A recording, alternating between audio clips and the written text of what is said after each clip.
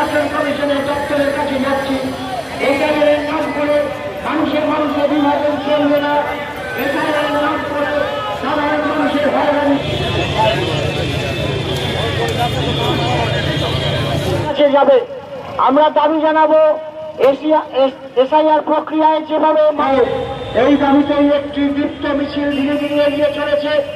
এই মিছিলে যেমন বামপন্থী দল এবং সহযোগী দলগুলির শীর্ষ নেতৃবৃন্দ উপস্থিত আছেন। সেন্ট্রাল এভিনিউ হয়ে এগিয়ে চলেছে কলুটোলা স্ট্রিটের দিকে। আমরা এই অঞ্চলের সমস্ত মানুষের জন্য আমরা অনুরোধ জানাচ্ছি।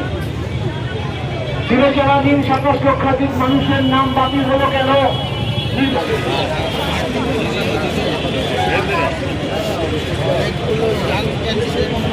প্রচার গাড়িটা কিন্তু সামনে এগোনোর জন্য জায়গা করে দেবেন, সকলের কাছে অনুরোধ।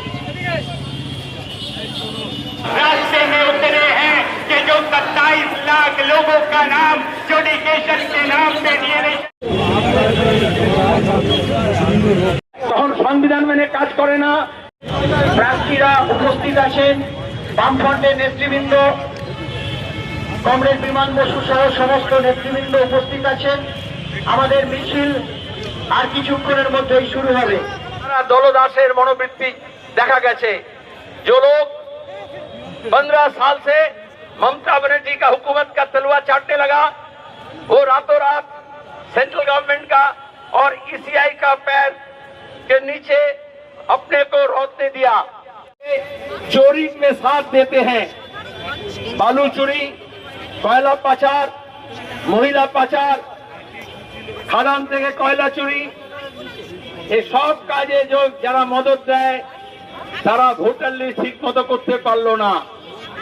ধ্বনিত করতে একটি সুসজ্জিত মিছিল নির্বাচন কমিশনের। আমরা আজকে বেরিয়েছি যে আমাদের এই মিছিল একটা বিক্ষোভ মিছিল, প্রতিবাদী মিছিল।